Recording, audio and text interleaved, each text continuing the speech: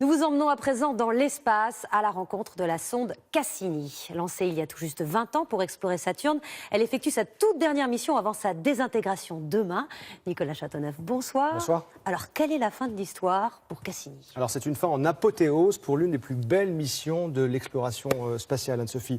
Cassini, je voulais amener ici sur le plateau. Regardez cette sonde. Ce qu'on oublie souvent, c'est que les sondes spatiales, parfois, c'est énorme. Celle-ci fait 7 mètres de haut. C'est quand même la taille d'un camion. Et tout en haut, voilà, tout en haut là-haut, en fait, c'est la parabole qui est gigantesque, qui lui permet de communiquer avec la Terre à très longue distance. Donc, on va la réduire un petit peu quand même, cette sonde, parce qu'elle prend beaucoup de place. Il faut savoir, en effet, qu'elle a été lancée en 1997. Et aujourd'hui, eh bien, Cassini est à court de carburant. Donc, plutôt que d'attendre que ça se passe, les ingénieurs de la NASA ont eu une idée. Ils se sont dit, utilisons les dernières réserves d'énergie pour l'envoyer là où personne n'est jamais allé, c'est-à-dire dans un grand plongeon vers Saturne. Et donc demain à 12h30, eh bien, Cassini va entamer donc sa descente vers Saturne. Saturne, il faut imaginer que c'est une planète géante gazeuse, 700 fois plus grande que la Terre. On le voit ici à gauche de l'image.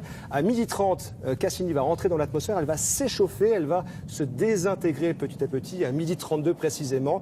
Et il faudra attendre 1h30 pour que les données, les dernières données envoyées par Cassini nous parviennent, parce que la distance est extrêmement importante. Jusqu'au bout, hein. Elle travaille, Cassini. Est-ce qu'elle a un bon bilan? Elle a un bilan absolument phénoménal. Il faut imaginer qu'au début de sa mission, eh bien, Cassini emportait avec elle un petit robot européen qui s'appelait Huygens. Le voici, ce petit robot européen. Il a été largué par Cassini vers Titan, que l'on voit juste derrière, qui est une des lunes de Saturne. Et l'exploit de ce robot, c'est qu'il a réussi à atterrir à la surface de Titan. Il nous a donc fait découvrir cette surface qu'on découvre ici, avec son atmosphère étrange, orangée, ces montagnes, ces lacs d'hydrocarbures et ces gros cailloux d'eau. C'est une forme de planète primitive congelée, Titan. Une autre lune, une autre découverte avec Encelade cette fois-ci. Encelade que l'on va voir également arriver sur le plateau. Encelade la glacée. Eh bien, Cassini a découvert sous son épaisse croûte de glace de l'eau liquide que vous voyez là-bas. Eh bien, dans cette eau liquide, il pourrait y avoir des formes